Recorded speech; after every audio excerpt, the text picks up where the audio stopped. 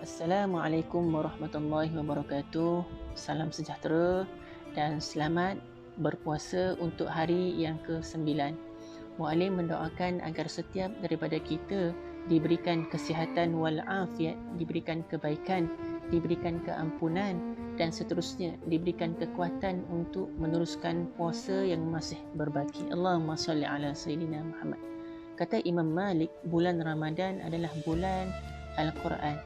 Jadi di sini sukanya untuk muallim kongsikan kepada kita tentang beberapa perkara yang menjadi tuntutan dalam kita membaca Al-Quran. Yang pertamanya adalah tilawah, iaitu kita membaca Al-Quran. Ramadan adalah bulan terbaik untuk kita mempertingkatkan Al-Quran kita, terutamanya dari sudut kuantitinya, dari sudut kualitinya. Melalui bacaan yang banyak kita akan mendapat kualiti yang baik.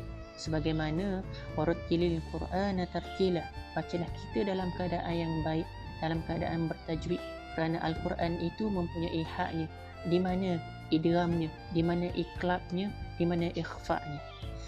Yang kedua adalah tafsir, iaitu kita memahami makna ataupun ayat-ayat yang ada dalam Al-Quran.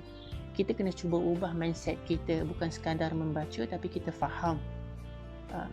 Mungkin orang yang mempunyai latar belakang bahasa Arab yang baik akan lebih mudah untuk memahami ayat-ayat Al-Quran. Namun jangan risau di sini, bagi orang ataupun individu yang tidak mempunyai latar belakang bahasa Arab yang baik, kita ada peluang, kita ada medium yang sangat banyak hari ini, iaitu melalui video-video yang mungkin dipost dalam Facebook, YouTube oleh para asatizah kita. Paling penting adalah kita mencari dan cuba memahami ayat-ayat Al-Quran tersebut. Dan yang ketiga adalah tadabbur, iaitu kita melakukan refleksi ke dalam diri kita melalui kisah-kisah yang ada dalam Al-Quran. Antaranya adalah kisah Abu Lahab. Cerita kisah Abu Lahab itu bukan sekadar cerita tentang Abu Lahab, namun mungkin sikap-sikap Abu Lahab itu ada dalam diri kita. So di sini kita menjadikan kisah Abu Lahab, sikap Abu Lahab itu termasuk dalam diri kita. Boleh jadi kita ada sikap-sikap tersebut.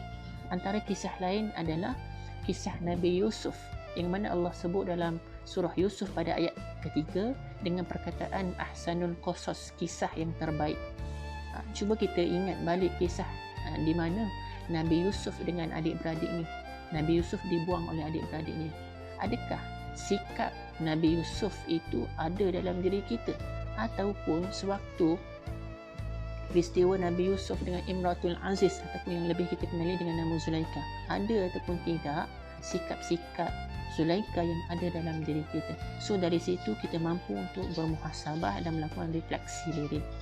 Yang keempat adalah tazakkur, iaitu kita menghafaz Al-Quran. Percayalah kepada saya, di saat kita menghafaz Al-Quran, kita akan merasai kenikmatan, kepanisan dalam kita membaca Al-Quran.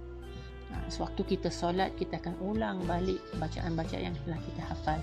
Yang kelima adalah tazkiyatun, iaitu penyucian. Maka beramallah kita dengan ayat-ayat Al-Quran, dengan doa-doa, zikir-zikir yang ada dalam Al-Quran.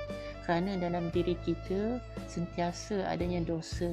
So jadi kita haruslah melakukan tazkiyatun nafs, penyucian jiwa, dengan menggunakan kaedah beramal dengan ayat Al-Quran.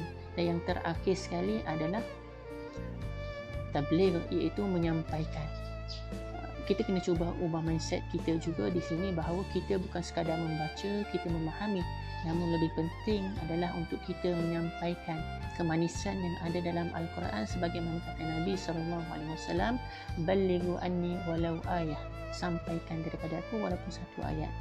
Jadi kita nak agar orang lain, orang yang berada di sekitar kita merasai kemanisan, kenikmatan, dan menjadikan Al-Quran itu sebagai panduan utama kepada kita untuk meneruskan kehidupan.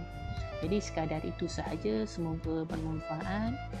Selamat menyambut bulan Ramadan, semoga kita mendapat ketakwaan sebagaimana apa yang Allah sebut, la'allakum tattaqun, puasa yang membina ketakwaan. Itu sahaja, wallahu a'lam. Assalamualaikum.